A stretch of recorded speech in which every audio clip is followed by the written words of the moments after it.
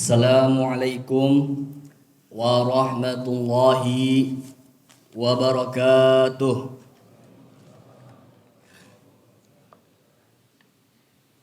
Alhamdulillah, alhamdulillahil wahidil qahhar, al-azizul ghaffar.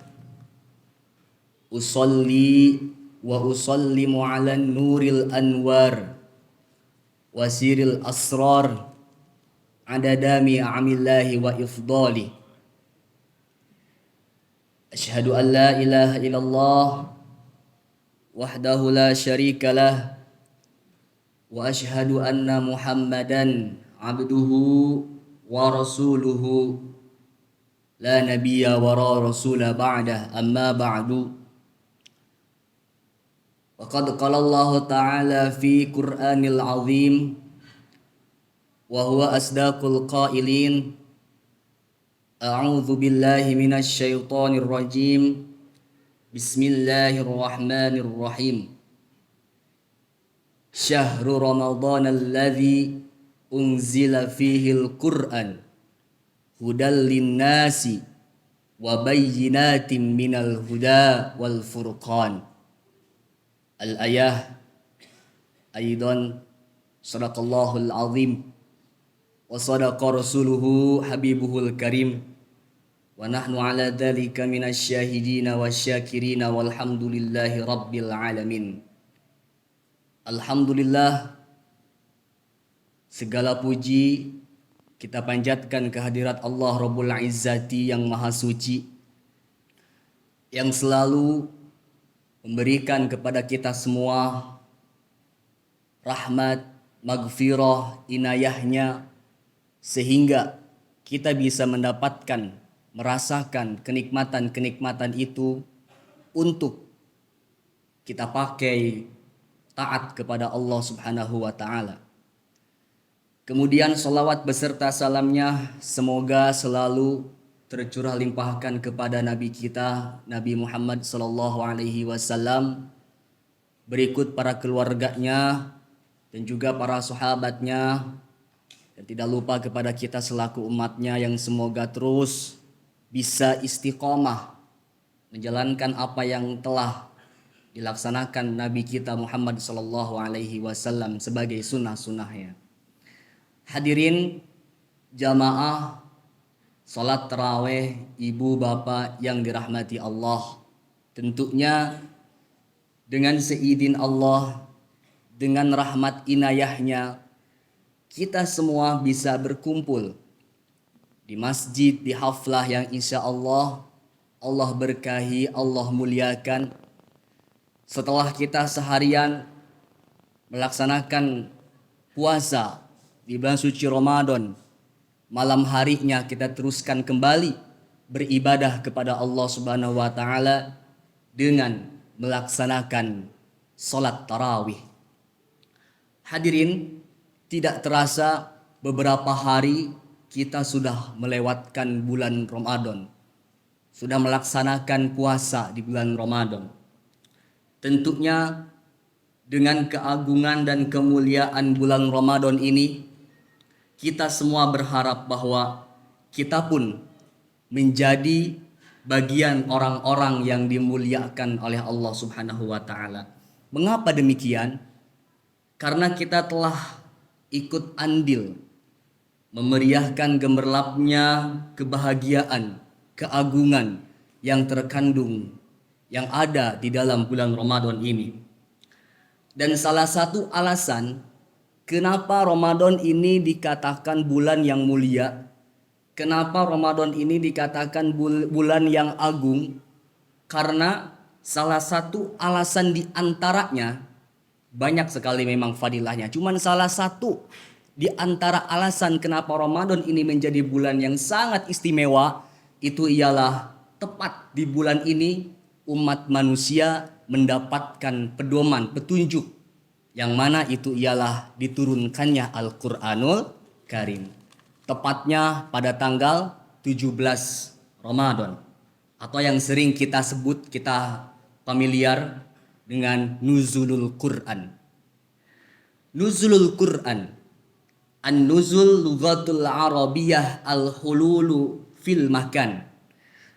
Nuzul secara etimologi, kebiasaan orang Arab bilang bahwa an-nuzul itu ialah sesuatu yang turun menempati tempat yang lain. Al-hululu fil makan. Jadi kalau kita melihat ada buah mangga jatuh dari atas ke bawah ke tanah, itu namanya nuzul. Secara lughah, secara etimologi. Adapun secara nuzulul Quran, secara terminologi, secara bahasa, bahwa al-kalamul munazzalu ala Muhammad sallallahu alaihi wasallam al-muta'abbadu bitilawatihi. Yang mana itu merupakan kalamullah al-munazzalu ala Muhammad sallallahu alaihi wasallam, yang diturunkan kepada baginda Nabi Muhammad sallallahu alaihi wasallam, al-muta'abbadu bitilawatihi, yang mana akan menjadi amal ibadah saat ketika membacanya. Inilah perbedaan antara Al-Quran dengan yang lain. Kalau kita baca Al-Quran itu merupakan ibadah. Jadi ibadah itu bukan cuma sekedar sholat, puasa, zakat, haji, umroh. Baca Quran pun merupakan ibadah. Karena sesuai dengan bahasa Al-Quran, nuzul Al-Quran itu sendiri ialah bahwa al-muta'abbadu bitilawatihi, siapapun yang membaca Al-Quran, mau itu satu ayat, satu huruf, itu merupakan ibadah kepada Allah Subhanahu wa ta'ala. Jadi inilah salah satu dari sekian banyak sebab mengapa Ramadan ini dikatakan bulan yang mulia, bulan yang agung, karena di dalamnya Allah menurunkan Al-Quran tepat di bulan ini. Hadirin, mengapa demikian? Allah Subhanahu wa ta'ala berfirman dalam Al-Quran, Syahrul Ramadan alladzi unzila fihil Qur'an hudal linnasi wa bayyinatin minal huda wal furqan. Bahwasanya di bulan Ramadan itu ialah Allah telah menurunkan Al-Quran hudal linnasi wa bayyinatin minal huda wal furqan, untuk menjadi petunjuk bagi umat manusia. Bulan Ramadan adalah bulan yang dimana banyak sekali mengandung fadilah-fadilah. Hadirin, ibu bapak jamaah yang dirahmati Allah, ketika Allah Subhanahu wa ta'ala menurunkan Al-Quran ke alam dunia ini, Al-Quran yang saat ini kita gampang sekali untuk mengaksesnya, banyak di masjid-masjid, bahkan di setiap rumah pun banyak Al-Quran. Kayaknya hampir enggak setiap rumah itu pasti punya satu Al-Quran minimal. Bahkan saat ini pun Al-Quran itu gampang sekali kita bawa-bawa melalui handphone. Nah, dengan kegampangan kita mengakses Al-Quran ini, setidaknya dahulu sebelum sampai saat ini, bahwa para ulama ulumul Quran sepakat itu setidaknya Al-Quran itu memenuhi atau melewati 3 fase terlebih dahulu. Fase yang pertama itu disebut dengan an-nuzul fi lauhim mahfud. Jadi pertama kali Al-Quran itu diturunkan oleh Allah Subhanahu wa ta'ala itu ke lauhi mahfud terlebih dahulu. Keberadaan Al-Quran di lauhi mahfud bukan hanya sekedar teori, bukan hanya sekedar dongeng, tapi Allah sendiri yang cantumkan dalam Al-Quran surat Al-Buruj, bal huwa Qur'anum majid fi lauhim mahfud. Itulah yang fase yang pertama. Kemudian di fase yang kedua, setelah Allah Subhanahu wa ta'ala menurunkan Al-Quran ke lauhi mahfud, kemudian fase yang kedua Allah menurunkan dari lauhi mahfud, itu disebut dengan fase an-nuzul fi baitil izzah, yang mana setelah di lauhi mahfud Al-Quran dipindahkan ke Baitul Izzah. Di mana itu Baitul Izzah? Di langit-langitnya bumi. Siapa penduduknya? Para malaikat-malaikatnya Allah. Ngapain malaikat di sana? Beribadah taat kepada Allah Subhanahu wa ta'ala. Jadi malaikat itu kalau seandainya kata Allah, hai para malaikat, kalian sholat, maka dari semenjak diperintahkan sholat sampai hari kiamat, malaikat akan terus sholat, tidak akan pernah membangkang. Dan ru'usahum malaika, petingginya para malaikat, jenderalnya para malaikat, kita kenal semuanya yang namanya Jibril alaihissalam. Sehingga barulah fase yang ketiga itu ialah an-nuzul fi nabiyina Muhammad sallallahu alaihi wasallam. Al-Qur'an diturunkan kepada baginda Nabi Muhammad sallallahu alaihi wasallam dari Baitul Izza oleh malaikat Jibril alaihi salam. Jadi selama ini kita tahu dari kecil bahwa Al-Qur'an itu diturunkan melalui perantara malaikat Jibril. Jadi bukan malaikat Jibrilnya yang pulang pergi menghadap Allah, enggak. Tapi Al-Quran itu pertama kali Allah turunkan ke Lauh Mahfud, kemudian Allah pindahkan ke Baitul Izza. Baitul Izza ini ialah tempatnya para malaikat beribadah, dan disitulah Allah memerintahkan Jibril alaihissalam untuk menurunkan Al-Quran ke bumi. Barulah Rasul menyampaikan kepada para sahabat, sahabat menyampaikan kepada murid-muridnya, para tabi'in, para ulama, sampailah saat ini Al-Quran yang saat ini kita baca. Itulah keberadaan Al-Quran itu di Baitul Izza. Setelah Allah cantumkan dalam Al-Quran itu dengan Allah berfirman, Inna anzalnahu fi lailatul mubarakah, inna kunna mungzirin.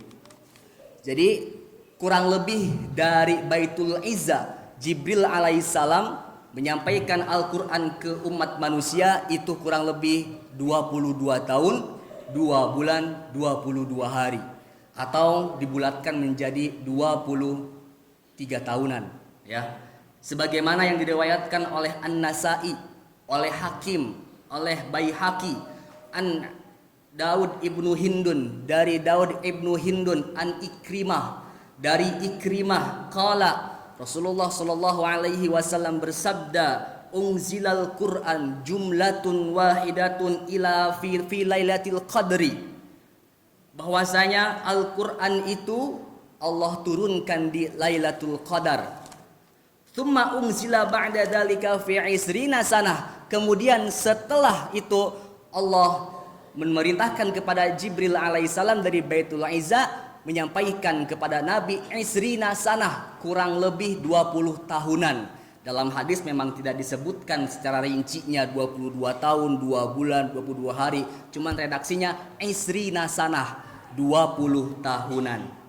Para hadirin sekalian, itulah sebagian daripada skenario ataupun sejarah singkat Al-Quran yang saat ini kita gampang mengaksesnya. Setidaknya Al-Quran itu melalui 3 fase terlebih dahulu. Pertama itu ialah fase yang disebut An-Nuzul fi Lauhim Mahfud. Keberadaan Al-Quran di Lauhim Mahfud, surat Al-Buruj, bal huwa Qur'anum Majid fi Lauhim Mahfud. Kemudian setelah itu dari Lauhim Mahfud dipindahkan oleh Allah Subhanahu wa taala ke Baitul Izza. Keberadaan Al-Quran di Baitul Izza Allah sebutkan dalam ayatnya yang berbunyi inna anzalnahu fi lailatul mubarakah inna kunna munzirin. Kemudian setelah itu barulah Al-Quran disampaikan oleh Nabi Muhammad sallallahu alaihi wasallam, al-kalamul munazzalu ala Muhammad sallallahu alaihi wasallam al-muta'abbadu bitilawatihi. Hadirin jamaah salat tarawih yang dirahmati Allah, sehingga para ulama pun memberikan nasihat kepada kita semua. Dulu ada seorang ulama ketika kekhalifahan Ali bin Abi Thalib yang bernama Abu Aswad Ad-Dauli. Dahulu ketika Al-Quran dirancang, ketika kekhalifahan Umar bin Khattab itu, Bapak Ibu mohon maaf, tidak ada harokatnya, bahkan tidak ada titiknya, tidak ada tasdidnya. Sehingga ketika kekhalifahan Utsman bin Affan, Al-Quran itu dicetak, barulah Al-Quran itu diajarkan ke umat muslim saat itu. Tapi ketika kekhalifahan Ali karramallahu wajha, saat itu ibu kota pindah ke Basrah. Di situ ada murid ya murid Sayyidina Ali yang bernama Abu Aswad Ad-Dauli. Dialah pelopor yang menulis Al-Quran itu menjadi ada harokat fathahnya. Kalau ketika dibaca A harokat fathah, kalau ketika dibaca I harokatnya kasroh, kalau semisal hurufnya disatuin ada tasdid, kalau semisal ba titiknya di bawah, ta itu titiknya 2, fa itu titiknya 3. Beliaulah yang bernama Abu Aswad Ad-Dauli. Namanya Ad-Dauli, dia orang Daul. Saat itulah Al-Quran sampai saat ini yang bisa kita baca, sehingga kita sangat sedih sekali kalau memang kita tidak dekat dengan Al-Quran. Kita sedih sekali, kita umat Islam, umat baginda Nabi Muhammad SAW yang diberikan kalamullah, yang mana kalamullah ini Allah jamin kesuciannya. Kitab yang satu-satunya Allah jamin kemuliaannya, kesuciannya. Bahkan Allah berfirman dalam Al-Quran, Inna nahnu nazzalna zikra wa inna lahu lahafidun. Sesungguhnya kami yang menurunkan Al-Quran, wa inna lahu lahafidun, dan kami pula yang akan menjaganya. Jadi salah satu keilmuan yang tidak akan mati sampai hari kiamat itu ialah cuman Al-Quran. Karena Al-Quran itu merupakan yang akan dijaga oleh Allah Subhanahu wa taala hingga yaumil kiamah. Maka para hadirin sekalian, mari kita manfaatkan momentum bulan Ramadan ini menjadi salah satu titik yang mana notabene-nya Ramadan ini bulan kelahirannya Al-Quran. Marilah kita jadikan kita menjadi lebih cinta terhadap Al-Quran. Kita lebih semangat untuk belajar Al-Quran. Kita lebih semangat lagi, gemar lagi untuk menghidupkan keluarga kita, lingkungan kita menjadi lingkungan-lingkungan yang Qurani. Sampai-sampai baginda Rasulullah SAW bersabda yang diriwayatkan an Utsman ibnu Affan, dari Utsman ibnu Affan radhiyallahu anhu qala, Rasulullah SAW bersabda, khairukum man ta'allamal Qur'an wa 'allamahu. Sebaik-baiknya orang itu ialah yang belajar Al-Quran dan juga yang mengajarkannya. Mudah-mudahan kita sekalian menjadi golongan orang-orang yang terus mencintai Al-Quran. Dan marilah sekali lagi kita manfaatkan momentum bulan kelahirannya Al-Quran ini menjadi titik di mana kita lebih cinta, lebih gemar lagi, lebih semangat lagi membaca Al-Quran. Allah tidak pernah melihat siapa kita. Allah nggak peduli itu mau anak-anak, mau orang dewasa, mau lansia, semuanya wajib bisa harus membaca Al-Quran. Karena Al-Quran itu ialah long life education. Al-Quran itu ialah sesuatu yang memang Allah jamin kesuciannya, dan at-ta'abbadu bitilawatihi menjadi ibadah untuk membacanya. Umat Islam harus bisa membaca Al-Quran karena itu merupakan peninggalan ataupun yang diwariskan kepada kita dari Allah Subhanahu wa taala. Semoga yang saya sampaikan bermanfaat, pengingat khususnya untuk saya pribadi, umumnya untuk kita sekalian. Kurang lebihnya mohon dimaafkan. Billahi bisabil haq fastabiqul khairat. Assalamualaikum warahmatullahi wabarakatuh.